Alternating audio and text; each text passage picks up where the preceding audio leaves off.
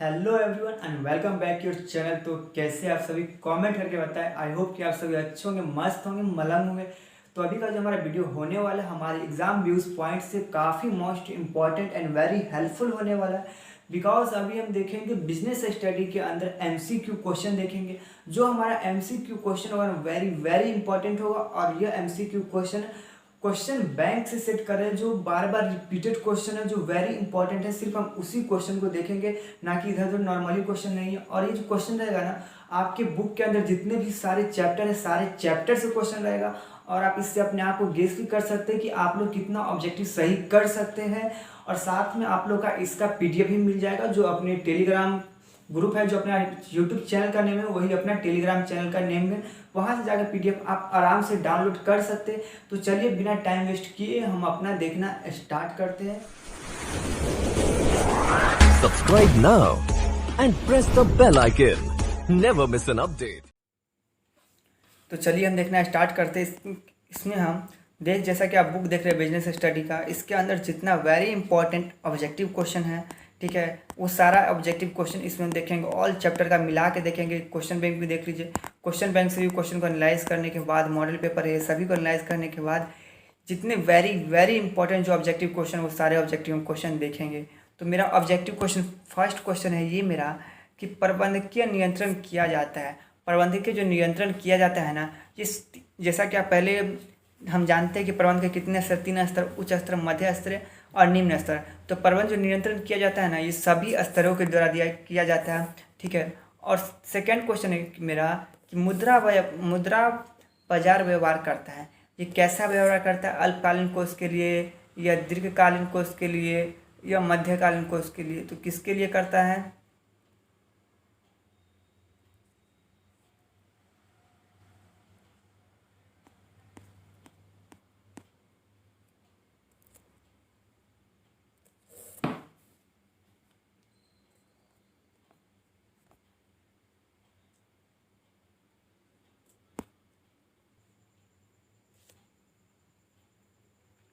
तो मुद्रा बाजार जो व्यवहार करता है अल्पकालीन कोष के लिए, दीर्घकालीन कोष के लिए, या मध्यकालीन कोष के लिए, तो इसका जो राइट आंसर होगा ना, वो राइट आंसर होगा ए, अल्पकालीन कोष के लिए। चलिए क्वेश्चन नंबर मेरा अब थर्ड है कि तरलता का निर्माण करता है संगठित बाजार, प्राथमिक बाजार या असंगठित या गौण बाजार। तो तरलता का जो निर्माण करता है ना, वो गौण बाजार करता है। कौन करता है? गौण बाजार करता है। चलिए क्वेश्चन मेरा 4 है कि स्कंद विपणी हित की सुरक्षा करती है। तो इन्वेस्टर जो है, निवेशक जो है ना, ये सुरक्षा करती है। चलिए क्वेश्चन नंबर मेरा 5 है, वैधानिक रूप से सेबी की स्थापना कब हुई? तो वैधानिक रूप से सेबी की जो स्थापना हुई ना, वो 1992 में हुई थी। ये वेरी इंपॉर्टेंट है, ये क्वेश्चन हर बार रिपीट करता है, तो इस क्वेश्चन को आप अच्छे से याद करके रखिए, ठीक है। उसके बाद मेरा क्वेश्चन है 6 है कि नवीन निर्गमित अंशों में व्यवहार करता है। तो प्राथमिक बाजार जो है ना, ये नवीन अंशों में व्यवहार करता है। पूंजी, इसमें काफ़ी प्रॉब्लम फेस हो रहा है।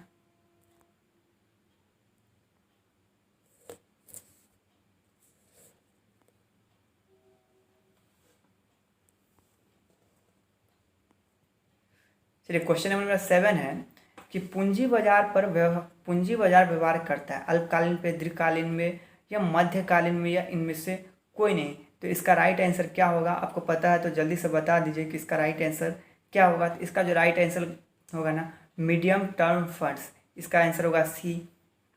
चलिए 8 का आंसर है सेबी का क्षेत्रीय कार्यालय स्थित है। तो सेबी का जो क्षेत्रीय कार्यालय कहाँ स्थित है? तो दिल्ली में स्थित है, चाइना में भी है, और चेन्नई में भी है, चाइना में नहीं, कोलकाता में स्थित है, ठीक है। तो उसके बाद मेरा नेक्स्ट क्वेश्चन है कि 9 क्वेश्चन नंबर, भारत में स्कंद विपणियों की संख्या कितनी है? तो भारत में जो स्कंद विपणियों की संख्या जो है ना, कितनी है? तो 23 है। चलिए क्वेश्चन मेरा 10 है, विश्व में सबसे पहले स्कंद विपणि की स्थापना हुई थी।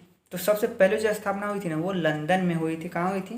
लंदन में हुई थी। भारत में उद्यमिता विकास कार्यक्रम कैसा रहा? आवश्यक रहा है, अनावश्यक रहा, धन की बर्बादी रहा है, समय की बर्बादी रहा है, क्या होगा? तो इसका जो आंसर होगा ना, पता है तो आप जल्दी से कमेंट करके बता दीजिए कि इसका आंसर क्या होगा। वैसे इसका जो आंसर होगा ना बाबू, नेसेसरी होगा, वेरी इंपॉर्टेंट है। क्या? ये जो है ना आवश्यक है। चलिए क्वेश्चन नंबर 12 देखते हैं कि उद्यमिता विकास कार्यक्रम में प्रदान करता है? उद्यमिता विकास कार्यक्रम प्रदान करता है। उद्यमिता विकास कार्यक्रम क्या चीज़ प्रदान करता है? स्वरोजगार, उद्यमी कौशल में वृद्धि, शिक्षण या प्रशिक्षण, ये सभी। तो उद्यमिता जो है ना बाबू ये सभी है। इसका जो राइट आंसर होगा ना 12, तो 12 का जवाब राइट आंसर होगा वो डी होगा। क्या होगा? डी होगा। चलिए, भारत में उद्यमिता विकास कार्यक्रम रहा है, सफल रहा है, सफल रहा है, असफल रहा है, सुधार की आवश्यकता है या उपयुक्त में से कोई नहीं। तो इसका जो आंसर होगा ना पता है तो जल्दी से कमेंट कर दो कि इसका आंसर क्या होगा। तो इसका जो आंसर होगा सुधार की आवश्यकता है। उद्यमी है, उद्यमी क्या है? जन्म लेता है, बनाया जाता है, जन्म लेता है एवं बनाया जाता है दोनों, ठीक है। जन्म भी लेता है और बनाया भी जाता है। तो इसका 14 का आंसर क्या होगा? तो 14 का जो आंसर होगा ना वो सी होगा। चलिए, क्वेश्चन नंबर 15 है मेरा, भारतीय उद्यमिता विकास संस्था स्थित है। तो भारतीय विकास उद्यमिता संस्था जो स्थित है ना ये नई दिल्ली में स्थित है। तो इसका आंसर, इसका राइट आंसर क्या हो जाएगा? ए हो जाएगा। क्वेश्चन नंबर मेरा 16 है कि भारतीय विनियोग केंद्र की स्थापना किसके द्वारा की गई थी? भारतीय विनियोग जो है ना इसकी जो स्थापना है ना वो किसके द्वारा की गई थी? बताइए कि इसका स्थापना किसके द्वारा की गई थी? तो इसका जो स्थापना है ना मध्य प्रदेश सरकार के द्वारा की गई थी। भारत में उद्यमिता का भविष्य कैसा रहा है? उज्जवल रहा है, कठिनाई रहा है, इन डार्क रहा है, अंधकार है? इसका आंसर क्या होगा? 17 का आंसर क्या होगा पता है तो जल्दी से बता दीजिए। 17 का आंसर क्या होगा? ये उज्जवल रहा है, ब्राइट रहा है। इसका आंसर होगा B is the right answer. Question number 80 है मेरा कि निम्न में से कौन उद्यमिता की विशेषता नहीं है? जोखिम लेना, नवाचार करना, सृजनात्मक कार्य, प्रबंधकीय कार्य। तो इसका जो आंसर होगा ना बाबू, तो इसका जो आंसर होगा ना डी होगा, प्रबंधकीय प्रशिक्षण। 19 क्वेश्चन नंबर है मेरा कि निम्न में से कौन वाक्य उद्यमी के संदर्भ में असंगत है? तो उत्पादन क्रियाओं को परिचालित करना जो है ना ये असंगत इज द रॉन्ग आंसर, ठीक है। 20 नंबर क्वेश्चन है मेरा कि उद्यमी के कार्य हैं। तो उद्यमी के कौन कौन कार्य बताइए क्या है? उपकरण की स्थापना करना, व्यवसायिक विचार की कल्पना करना, परियोजना समझ। तो इसका आंसर क्या होगा? D is the right answer, ठीक है। क्वेश्चन में मेरा 21 है कि प्रबंध की सामाजिक उत्तरदायित्व की प्रकृति में लागू होती है। तो विक्रेता की सावधानी का जो नियम है ना वो लागू होती है। हेनरी फ्यूल था, तो हेनरी फ्यूल क्या थे? एक खनन इंजीनियर साहब थे। तो क्या थे वो? खनन इंजीनियर साहब थे, ठीक है। निम्न में से कौन सा व्यावसायिक पर्यावरण का सर्वश्रेष्ठ घोतक है? तो व्यावसायिक पर्यावरण का सर्वश्रेष्ठ घोतक जो है ना पहचान बनाना, निष्पाद करना, हो रहे परिवर्तन का सामना करना, यह सभी होगा इसका आंसर। उत्पादन रेखा पर आधारित सामूहिक क्रिया है, प्रभागीय संगठन। इसका आंसर क्या होगा? प्रभागीय संगठन, ठीक है। क्वेश्चन नंबर 25 है, कर्मचारियों का चयन होता है। तो कर्मचारी का जो चयन होता है ना बाबू ये तीनों श्रेणी के द्वारा होता है। तो इसका जो आंसर होगा ना C, D is the right answer होगा। अब्राहम मास्लो की आवश्यकता सीढ़ी में सबसे उच्च आवश्यकता स्तर कौन सा है? तो आत्मसंतुष्टि की आवश्यकता सबसे उच्च स्तर है, ठीक है ना। तो चलिए, क्वेश्चन नंबर 27 है कि बजटीय नियंत्रण के लिए तैयार आवश्यक है। बजटीय नियंत्रण के लिए ना क्या तैयार आवश्यक है? तो बताइए बजटीय नियंत्रण जो है क्वेश्चन नंबर 27 है इसका जो राइट आंसर होगा ना वो क्या होगा? तो इसका ना बाबू B is the right answer होगा, ठीक है। राजकोष बिल मूलतः होते हैं। तो राजकोष बिल जो होते हैं ना मूलतः अल्पकालीन फंड उधार के प्रपत्र होते हैं, ठीक है। उत्पाद अंतरले मिश्र को प्रभावित करने वाला घटक कौन है? तो उत्पाद तो क्या है? विपणन, मार्केटिंग जो है ना ये घटक को प्रभावित करने वाला घटक है, ठीक है। 30 है, मोसले का आवश्यकताओं का पदानुक्रम सिद्धांत तथ्य द्वारा शासित होता है। तो लोग राजनीतिक तौर पे आवश्यकताओं से प्रेरित होते हैं, ठीक है। सी इज द राइट आंसर। बाबू नींद बहुत लग रहा है बट सोना नहीं है, ठीक है ना। आप लोग को सभी को रातों से लड़ना है। कार्यशील पूंजी का स्रोत है। कार्यशील पूंजी का जो स्रोत है ना वो क्या है? बैंक, अधिकार, देनदार, कर्म। तो इसका जो आंसर होगा ना D is the right answer इनमें से सभी। क्वेश्चन नंबर 32 है कार्यशील पूंजी का निर्धारक है। तो कार्यशील पूंजी का जो निर्धारक है ना बाबू उपयुक्त सभी है। संस्था का आकार, निर्माण की प्रक्रिया, कच्चे माल की उपलब्धता। D is the right answer. 33 है अस्थायी पूंजी की आवश्यकता होती है। अस्थायी पूंजी जो है ना उसकी आवश्यकता होती है। तो भूमि खरीदने के लिए अस्थायी पूंजी की आवश्यकता होती है। क्वेश्चन नंबर 34 है बोनस निर्णय के निर्धारक है। तो लाभों की मात्रा है, कोषों में तरलता, कंपनी की आय। तो इनमें से जो ना सभी इसका राइट आंसर होगा। 35 है कि संयुक्त पूंजी वाली कंपनी के लिए लाभांश देना होता है। क्या होता है? ये ऐच्छिक होता है, वॉलंटरी होता है। विज्ञापन का सबसे महंगा साधन है व्यक्तिगत विक्रय। वाकई में अगर हम आपको पेन, मेरा कंपनी है, हमको पेन बेचना, हर व्यक्ति को जाके एक एक पेन दे, हम खुद बेचेंगे, तो ऐसा पॉसिबल नहीं है। व्यक्तिगत विक्रय काफ़ी टफ हो जाएगा। 37 उत्पादन अंतरले मिश्र को प्रभावित करने वाले घटक हैं। तो उत्पादन मिश्र को प्रभावित करने वाला घटक कौन है? विपणन है। विपणन विपणन प्रबंध का विपणन प्रबंध अवधारणा का जन्म स्थान है, तो ये अमेरिका। कहाँ है? अमेरिका में है। विज्ञापन का माध्यम है, तो विज्ञापन का माध्यम क्या हो सकता है? कैलेंडर हो सकता है, डायरी हो सकता है, ये सभी हो सकता है विज्ञापन का माध्यम। विज्ञापन है, इन्वेस्टर है, विज्ञापन कर रहे हैं, एडवर्टाइजमेंट कर रहे हैं, तो मेरा बिकेगा ज़्यादा से ज़्यादा सेल होगा, इस एक तरह से मेरा ये इन्वेस्ट होगा। प्रबंध के कितने स्तर है? वेरी इजी क्वेश्चन है, बहुत पहले आपको बता चुके हैं, 3 स्तर हैं। प्रबंध का सामाजिक उत्तरदायित्व होता है, तो प्रबंध का जो सामाजिक उत्तरदायित्व होता है ये सभी के प्रति होता है। E is the right answer. प्रबंध एक पेशा है, तो अमेरिकन प्रबंध एसोसिएशन के अनुसार जो है ना, प्रबंध एक पेशा है। प्रबंध व्यक्तियों का विकास है, ना कि वस्तुओं का निर्देशन। जो कथन है ना, एप्ले महाराज है, तो प्रबंध व्यक्तियों का विकास है, ना कि वस्तुओं का निर्देशन। तो 44 का A is the right answer होना चाहिए। ठीक है। किसी भी देश के विकास में सबसे अधिक आवश्यकता क्या है? तो किसी भी देश के विकास में सबसे अधिक भौतिक संसाधन, कुशलतम प्रबंध की आवश्यकता है। उच्च स्तर पर नियोजन अपने भाग पर कितना व्यय करता है? तो 35% एक्सपेंस करता है, व्यय करता है। प्रबंध का सार है, तो प्रबंध का जो सार है वेरी इंपॉर्टेंट, ये क्वेश्चन रहेगा कि प्रबंध का सार क्या है। तो प्रबंध का सार जो है ना, समन्वय है, एसेंस जिसको हम बोलते हैं। समन्वय स्थापित किया जाता है समूह के मध्य, कर्मचारी के मध्य, उपयुक्त सभी। इसका जो आंसर होगा उपयुक्त सभी हो जाए। कुंटज एवं ओडोनेल के अनुसार प्रबंध के कितने कार्य हैं? तो कुंटज एवं ओडोनेल के अनुसार प्रबंध के जो है ना, कुंटज ओडोनेल के प्रबंध के 4 कार्य होगा। ठीक है।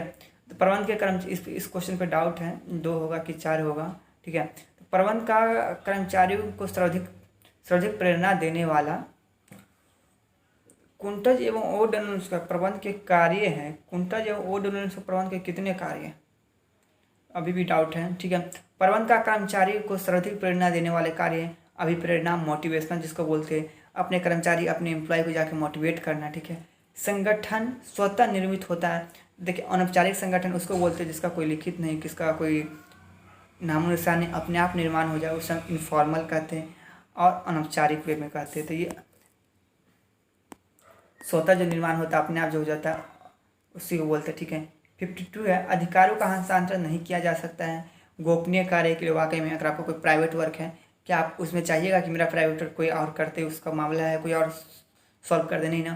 तो देखिए 53 क्वेश्चन नंबर है, प्रभावशाली अधिकार हस्तांतरण के लिए उत्तरदायित्व के साथ होना अति आवश्यक है। तो अधिकार, अथॉरिटी, अधिकार का अंतरण किया जा सकता है, अधिकार अंतरण किया जा सकता है अथॉरिटी का। ठीक है, अधिकार का। ठीक है। क्वेश्चन 55 है, उत्तरदायित्व होता है। उत्तरदायित्व जो होता है अधीनस्थ के प्रति होता है, दोनों के प्रति होता है, या अधिकारी के प्रति। तो उत्तरदायित्व जो होता है ना बाबू, हमेशा ऑफिसर के प्रति होगा। B is the right answer. 56 है, प्रबंध का स्वतः विस्तार होता है। प्रबंध का जो है ना स्वतः विस्तार होता है, किसके द्वारा? तो भार अर्पण के द्वारा, थ्रू डिलाइजेशन के द्वारा अपने आप स्वतः विकास होता है। ठीक है। 57 है, अधिकार के भारार्पण का अर्थ है अधीनस्थों को भारार्पण, कार्य से, दायित्व से, कार्य एवं संबंधित अधिकार से। B is the right answer. बड़े आकार वाले उपकरण भारार्पण होना अनिवार्य। वाकई में बड़ा जो काफ़ी बड़ा जो फॉर्म होता है, संस्था होता है, उसमें ये अनिवार्य रहता है, कंपलसरी रहता है। 59 है, प्रभावी भारार्पण के लिए आवश्यक है। प्रभावी भारार्पण के लिए क्या आवश्यक है? तो ये सभी जो है ना बाबू आवश्यक है।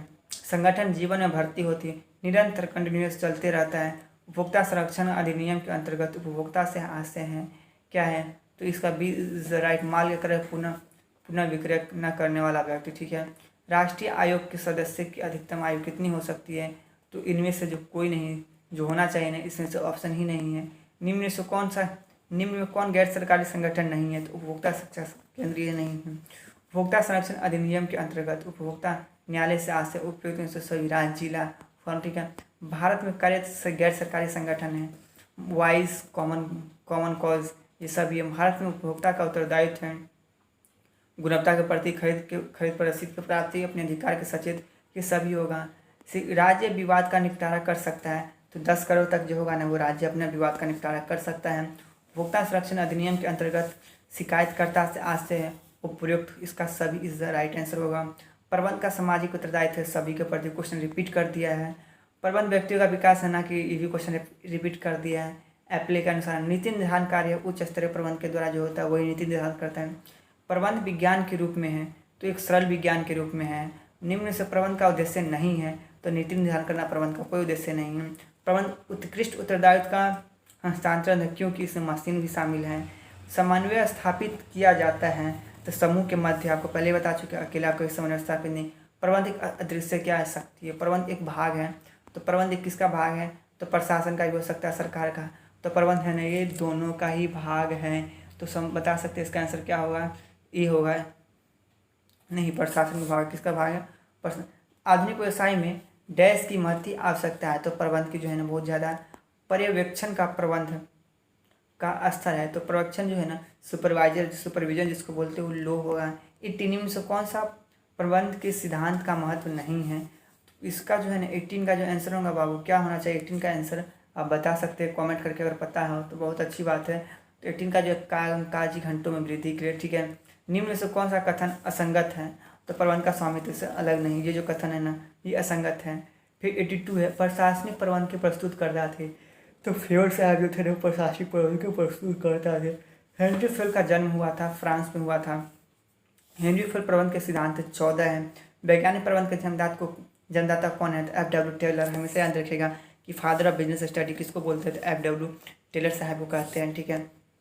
वैज्ञानिक प्रबंध से श्रमिकों के कार्य के घंटों में क्या होती है, कमी होती है। वैज्ञानिक प्रबंध में उत्पादन होता है, अधिकतम होता है। वैज्ञानिक प्रबंध के जनक है टेलर है, पहले ही बोल चुके हैं। वैज्ञानिक प्रबंध प्रारंभ हुआ था 1913 में। प्रारंभ में परंपरागत प्रबंध में श्रमिकों की मजदूरी क्या दी जाती, कम दी जाती। इनमें कौन सा नियोजन की सीमा नहीं है, ठीक है। अत्यधिक लागत नियोजन एक अच्छी योजना होती है, लोचपूर्ण फ्लेक्सिबल होती है। नियोजन है मानसिक प्रक्रिया है। बजट का अर्थ है भविष्य निष्पादन के लिए नियोजित लक्ष्य है। 95 क्वेश्चन, नियोजन भविष्य को पकड़ने के लिए बनाया गया पिंजरा, यह कथन किसका है, तो न्यू मोने के अनुसार। नियोजन प्रबंध का कार्य है, क्या है, प्रथम कार्य है। ये जो नियोजन है प्लानिंग जो है प्रथम कार्य है। 98 है, ऐसी विधि जिसको कार्य पूरा करती है, क्या है, इसका आंसर आप ही बता दीजिए, ठीक है। नियोजन आधारित है, भविष्य पर आधारित है। भारत में उद्यमिता विकास कार्यक्रम रहा है, तो सुधार की आवश्यकता है। तो आई होप कि आपको पूरे क्वेश्चन समझ में आ गए। PDF आपको मिल जाएगा टेलीग्राम से। और थैंक्स फॉर वॉचिंग।